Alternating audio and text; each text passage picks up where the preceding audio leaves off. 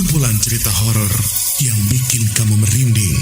Inilah Kartu Merah. Berani dengar sampai akhir?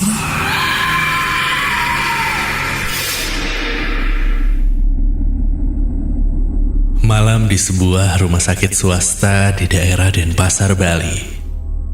Jam menunjukkan pukul 1.15 dini hari. Sebagian besar pasien sudah terlelap. Lampu lorong telah diredupkan. Hanya terdengar suara mesin monitor dan sesekali langkah kaki para petugas medis yang berjaga. Malam itu, lantai 3 hanya dijaga oleh 3 orang perawat baru. Dani, Raga, dan Intan. Mereka baru beberapa bulan bekerja di rumah sakit tersebut.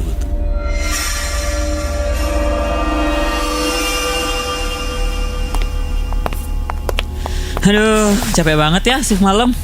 Iya sih, tapi kalau aku sih belum terbiasa ya. Tapi rasanya tuh jam segini tuh malah makin ngantuk, tau gak sih? Lu kalau ngantuk, jangan sampai ketiduran. Nanti dimarahin sama bu kepala ruangan. Tiba-tiba, seorang perawat senior menghampiri mereka sebelum pulang. Kalian bertiga yang jaga lantai 3 malam ini, Iya bu. ingat satu hal ya. Apa bu? Kalau lewat lorong timur, ada satu ruangan kosong yang sekarang dipakai buat gudang sementara. Ruang yang dekat sama ruang isolasi lama itu. Iya, Kenapa emangnya bu? pokoknya kalau lihat pintunya terbuka, langsung tutup. Emang kenapa bu? Karena barang-barangnya mahal. Pokoknya tutup saja. Ada apa sih bu? Jangan banyak tanya. Ketiga perawat itu saling pandang. Ih, apaan dah? Aneh banget. Paling cuman biar barang yang gak hilang aja sih. Udahlah, nggak usah mikir yang aneh-aneh. Namun, mereka tidak tahu bahwa ruangan kosong itu memiliki cerita yang sudah lama beredar di kalangan petugas rumah sakit. Konon, beberapa tahun lalu ada seorang pasien lansia yang dirawat sendirian di ruangan itu. Setiap malam, pasien tersebut selalu duduk di kursi dekat jendela, menatap keluar berjam-jam tanpa bergerak.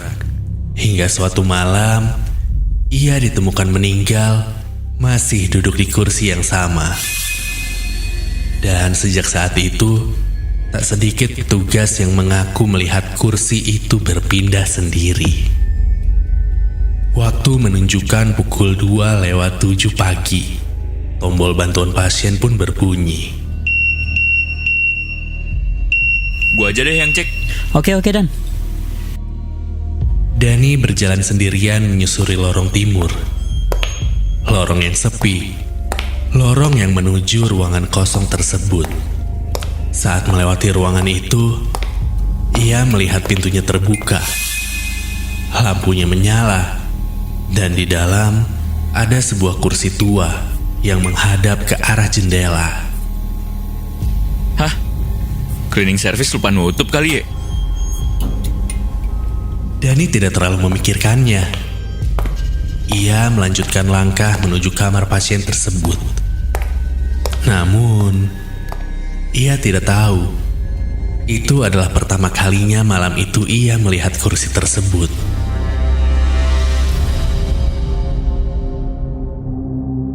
Di kamar pasien, ternyata info seorang pasien hampir habis. Oh, ternyata tinggal sedikit. Maaf ya mas, saya pencet karena takut habis. Nggak apa-apa pak. Dani kemudian menuju ke ruangan obat. Dan untuk menuju ke sana, ia harus melewati ruangan kosong itu lagi. Saat melintas, Dani kembali menoleh. Pintu masih terbuka. Lampu masih menyala. Namun, ia berhenti. Kursinya tadi nggak di situ. Kursi yang sebelumnya menghadap ke jendela, kini menghadap ke arah pintu, tepat ke arah Dani berdiri. Pesan gua aja kali ya. Ia merinding, namun mencoba berpikir logis. Mungkin tadi ia tidak memperhatikannya dengan benar. Dani pun mengambil infus baru, lalu kembali berjalan. Saat melewati ruangan itu untuk ketiga kalinya, tubuhnya langsung berhenti. Astaga. Kursinya sekarang di tengah. Padahal sebelumnya di dekat jendela.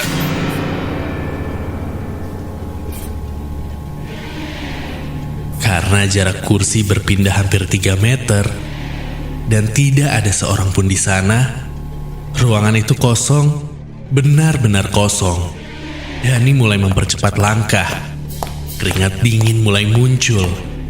Ia memasang infus baru kepada pasien, namun pikirannya tidak lagi fokus. Yang ada di kepalanya hanya satu, kursi itu. Setelah selesai, ia memutuskan kembali ke ruang perawat. Namun, untuk menuju ke sana, ia harus melewati ruangan tersebut lagi. Lorong terasa semakin sunyi dan semakin dingin. Saat semakin dekat, Dani melihat sesuatu. Sesuatu yang membuat dadanya sesak. Kursi itu lagi, kini berada tepat di depan celah pintu, menghadap keluar, seolah sedang menunggunya. Gak mungkin. Langkah Dani pun melambat. Matanya tak bisa lepas dari kursi itu. Dan saat itulah, ia menyadari sesuatu. Ada bayangan. Bayangan seseorang yang duduk di atas kursi tersebut.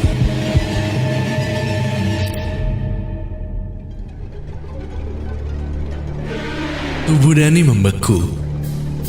Ia tak bisa lagi bergerak. Tak bisa berteriak. Tidak bisa memalingkan wajahnya. Sosok yang duduk di kursi itu terlihat samar. Kepalanya tertunduk. Rambut panjang menjuntai menutupi wajah.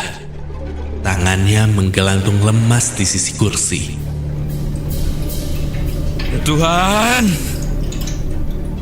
Dani mencoba mundur perlahan. Namun tiba-tiba, kursi itu bergerak sendiri. Astagfirullah. Sekali lagi, kursi itu bergeser. Dan kini hanya berjarak beberapa langkah dari Dani. Tiba-tiba, lampu lorong berkedip.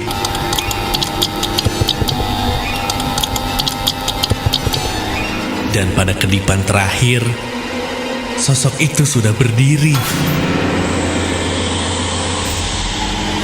Bukan lagi duduk, melainkan berdiri tepat di belakang kursi.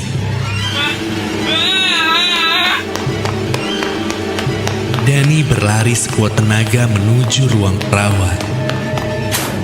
Woi, Dani, lu kenapa? Iya Dan, kenapa Dan? Mukamu pucat banget. Di ruangan itu ada orang.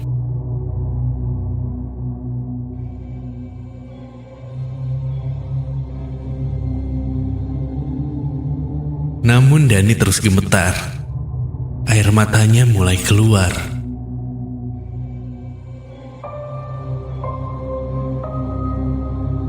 Beberapa menit kemudian, mereka bertiga ditemani seorang satpam menuju ke lorong timur.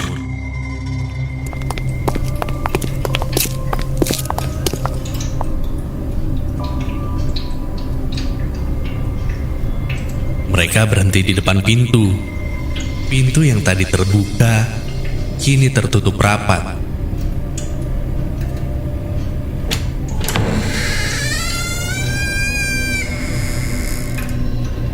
Namun ruangan itu kosong. Tidak ada siapa-siapa. Kursi itu kembali berada di dekat jendela, persis seperti saat pertama kali dilihat Dani.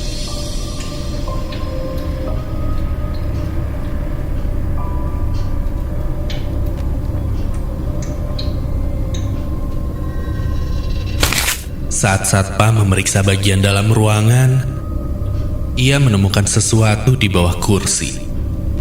Sebuah foto lama yang sudah kusam. Foto seorang pria tua dengan pakaian pasien rumah sakit. Di bagian belakang foto terdapat tulisan tangan yang sudah memudar. Aku masih menunggu.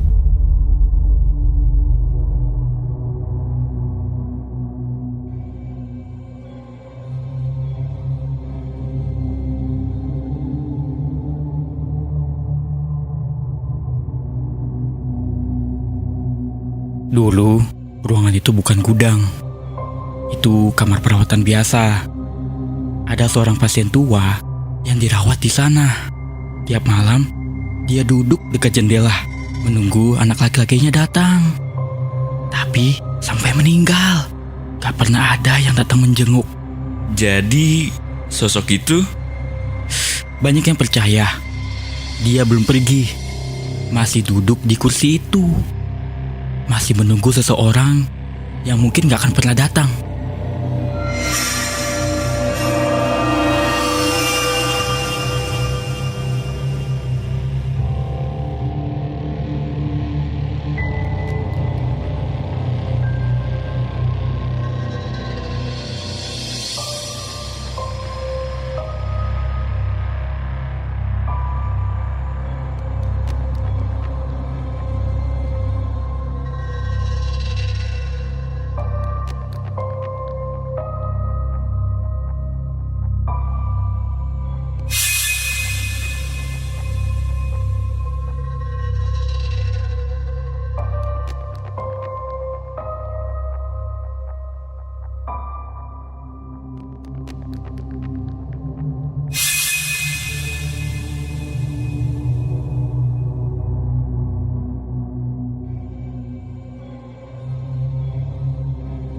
Jadi, kalau suatu malam kalian berada di rumah sakit yang sepi, lalu melihat sebuah kursi tua menghadap ke arah kalian, jangan menatap kursi itu terlalu lama. Karena mungkin kursi itu tidak sedang kosong.